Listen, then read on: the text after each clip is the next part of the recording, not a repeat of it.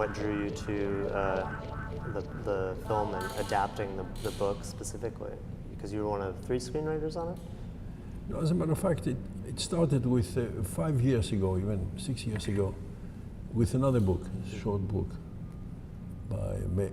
written by a banker, and a very important banker in France, and explaining how the whole thing works. It's a small book of 80 pages, and it was frightening. I mean, it was saying everything that happened the following years. So, and as I had an idea, since now, a while, to do something about money. Money becoming a religion. And the people who are working around, the priests of that religion, you know. So that was the first thing. And then I found the book, and it was very interesting because it was written by from an insider. So everything was accurate. So I started working on it. In the meantime, we have around us the crisis in France, in Europe, all over, in America with the the buyout, or? No, you know, the houses, people are losing their houses because of the rents. Yeah, the mortgages. The mortgage, that's right. So we continue that, so that the idea became more and more stronger and more difficult also, because the whole thing, it was very difficult to explain how it works. I met a lot of financiers, people and bankers, and they were saying, we don't understand everything. We don't know what happens. Some very important people say we cannot control everything. So that was the whole thing. But essentially it's about money, and for me it's money and in ethics. Because there is a kind of way of don't caring about the other people thinks or happens to other people. Yeah, the cynicism, kind of general cynicism. And the book itself was modeled like was it a similar story, or was there many liberties taken to kind of translate it to the screen? Not really. I don't have any model. I mean, the whole thing was well written in the book.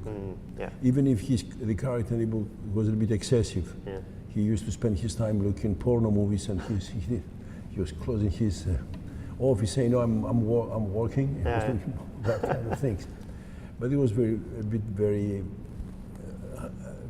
tragical for the scene, for a movie. You can show it once and then that's all. Yeah, it was. And humor is an important part in it, like a dark, maybe cynical humor. And I'm wondering how, was that something that you were drawn to, or is that something you emphasized? Yes, I tried to emphasize it a little bit. Even at the beginning, I didn't think about Gad Elmaleh, who was really a humorist, extraordinary humor. I don't know if you're familiar with his name. In France, he's the biggest star for the humor. Okay. I mean, you're going down the streets, everybody stops, Gad. And, but I think I didn't like to make it just a tragedy, just to be a dark thing. I tried to find something to make it be humor here and there. And of course, with him, become even more stronger. Yeah. And I'm wondering, at what point, was it the book or your own intervention where the importance of screens in the film came to be? Because I think that's my favorite part, is how they deal with technology. No, I like the idea. Today, there is no anymore telephones. Yeah. You talk to the people directly, and more, and it's so easy. And so that was the idea. The technology, and you go that fast. Everything goes that fast. Which I couldn't put, unfortunately, is that the decisions were made. They taken tens of seconds. I mean, it was very quick a decision they have to make. Yeah. And we speak in a certain moment, they are computers who decide by themselves what to buy, what to sell, the exchange, and there is more and more. We speak a little bit about that, but it was very difficult to make it much more clear. There was another kind of subplot that I found interesting, which is the role of art in the film versus maybe the game of money, and even the literal game of the video games that are in the film. But there's the counterpoint of the use of Matisse, I think, and there's definitely a Liechtenstein. That's right.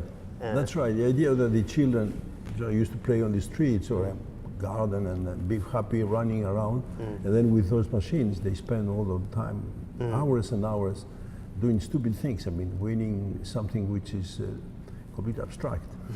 Numbers. Say, I won. Was the art, like, it's a backdrop, but it comes up in the dialogue a bit, but it seems like it's maybe more the influence of the main character's wife, or? You know, I tried also to show with his wife and the other ladies his relationship with women. Yeah. Which are superficial or very quick, or even if it's love, it doesn't last so much. The big love, it's have the power, and even though it's the money, but it's not so much the money, it's really the pleasure of deciding this and that. If you have 10 millions, it's an abstract number, 10 millions.